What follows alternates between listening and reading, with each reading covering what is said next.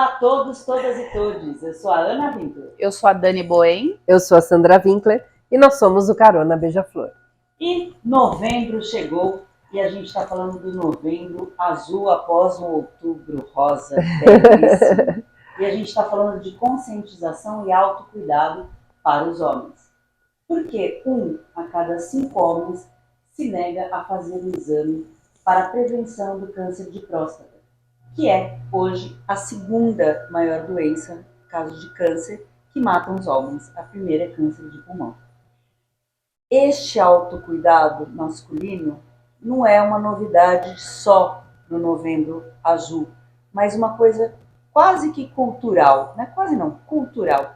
Por que os homens têm tanta dificuldade do autocuidado? Qual é o perigo, né, que a gente tem do não avanço neste processo de vulnerabilidade, da busca do autocuidado, assim como as mulheres têm, os homens começarem a ter também?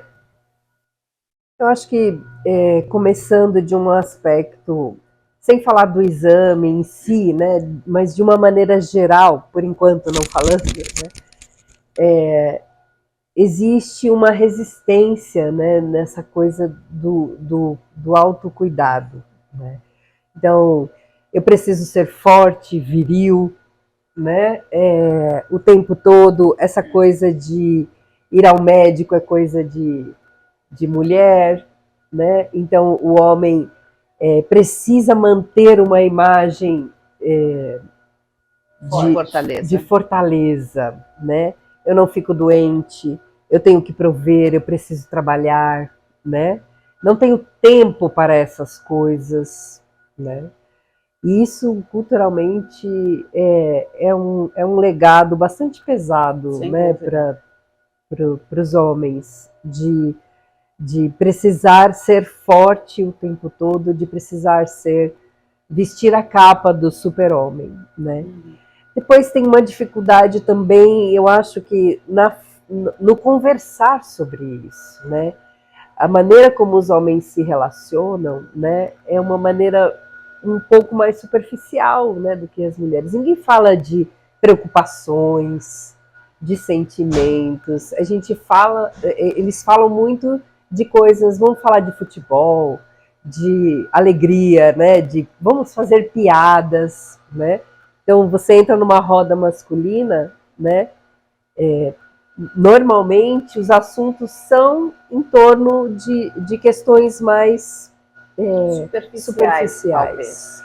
Né? Então, eu não divido com o outro o que eu sinto, isso me traz uma dificuldade maior de perceber, né, as minhas preocupações, aquilo que eu sinto. Então, dentro do universo masculino, isso é um tabu, falar sobre isso. E se eu não falo sobre isso, né, também não vou agir desta forma. E aí a gente entra nas questões práticas também, né? E as questões práticas do próprio exame, né, Dani? Sim. Ele tem um mito em cima do exame.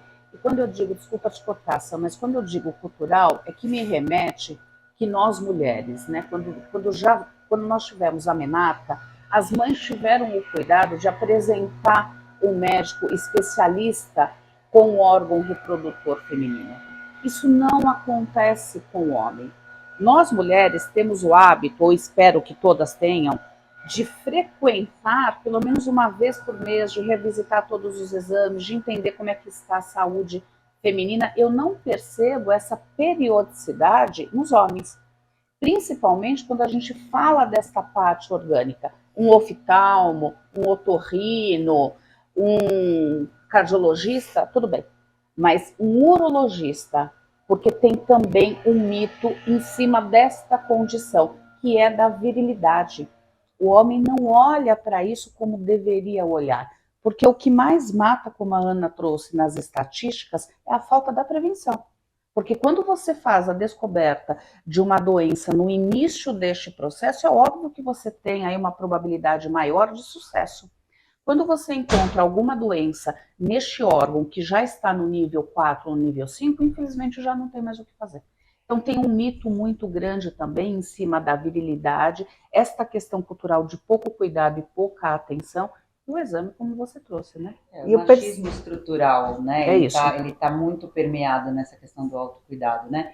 Tanto que existem as piadas que os homens que se cuidam são os metrosexuais ou são LGBTQ, né? Existe todo um mito de que o homem, né, não precisa disso, né? A Isso minha faz menos homem. E a minha vivência, tanto aqui, né, em casa, com os meus, quanto relato de amigas, é assim: o marido só vai ao médico se eu marcar, se eu, né, dizer, ó, você tem médico tal dia.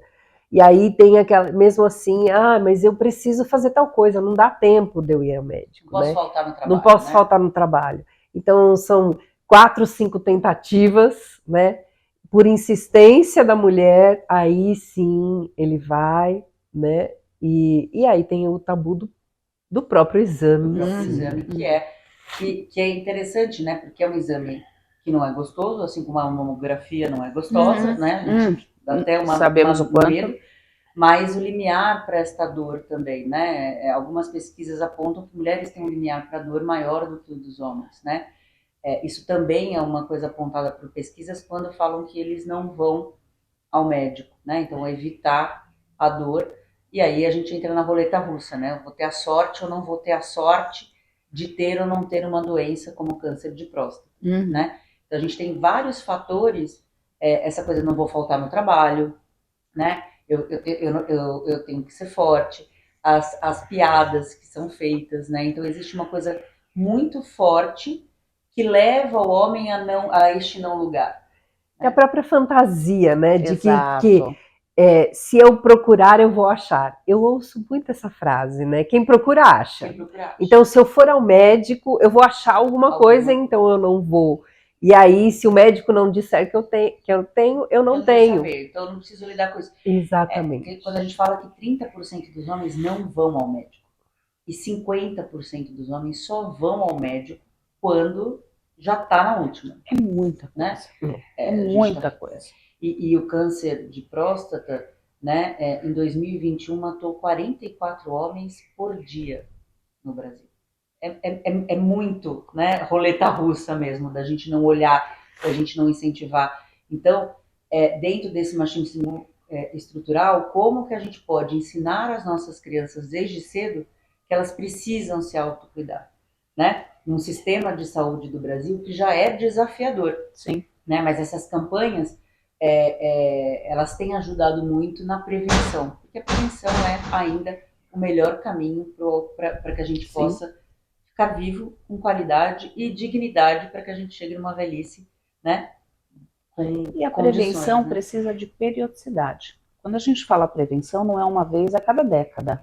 Isso também precisa ficar muito claro, porque dentro daquilo que você falou, deste comportamento masculino, ir uma vez, eu me livrei e não preciso ir mais. O Novembro Azul, ele dá luz para a prevenção. Prevenção precisa de disciplina, ela precisa de periodicidade, ela precisa de cuidado. Não é aleatoriamente, precisa frisar isso muito bem. Porque quando a gente dá luz para este mês, os outros 11 meses ficam escassos dessa prevenção, não é isso?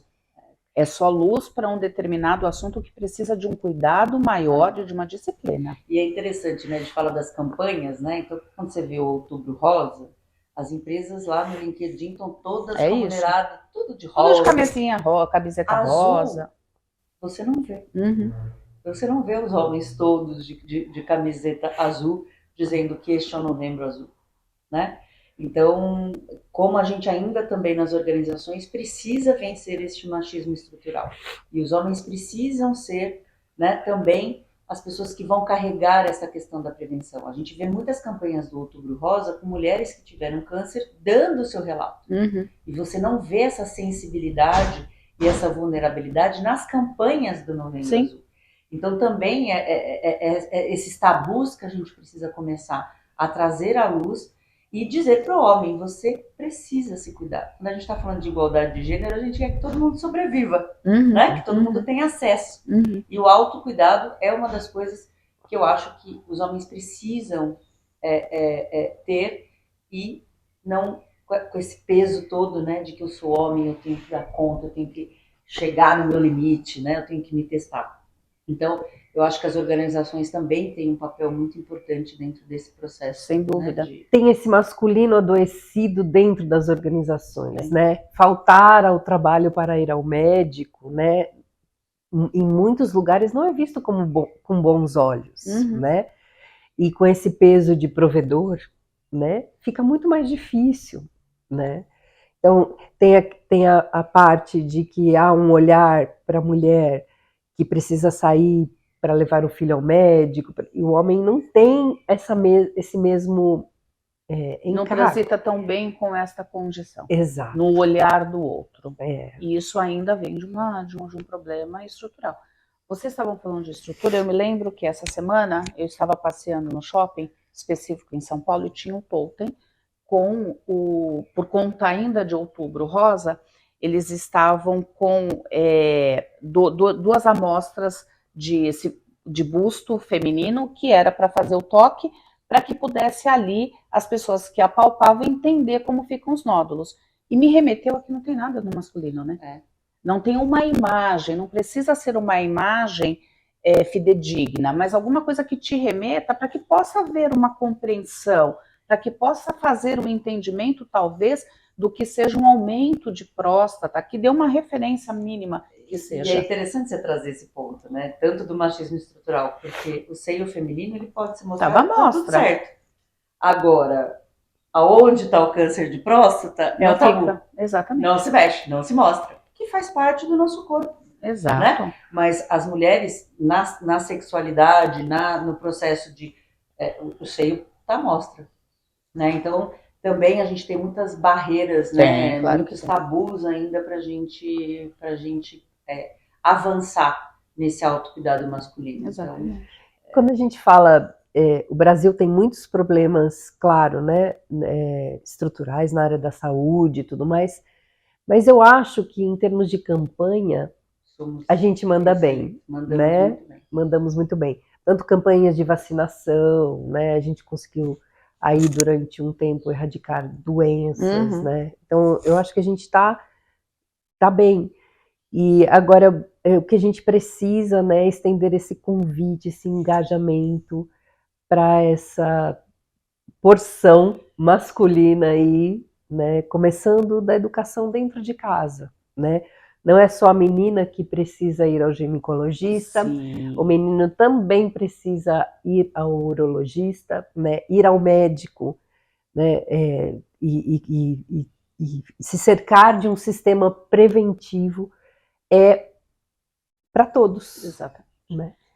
E fica aí o convite, né? Para que você que esteja nos ouvindo, converse com seu marido, converse com seu irmão, seu primo, seu filho, com toda essa parte masculina que o circula, porque é muito importante que eles tenham esse cuidado. E se precisar de uma ajudinha de vocês, por que não? Né? A gente pode ajudar, mas o convite do auto-amor é muito deste olhar para nós mesmos, enquanto seres humanos. Se cuidar é o nosso caminho. Pega essa carona com a gente. Se você gostou desse vídeo, compartilhe com seus amigos homens, né, com o pessoal que a Dani acabou de falar, para que a gente tenha uma sociedade mais saudável, com uma vida longa e próspera. Obrigada. É isso aí. Vem com a gente.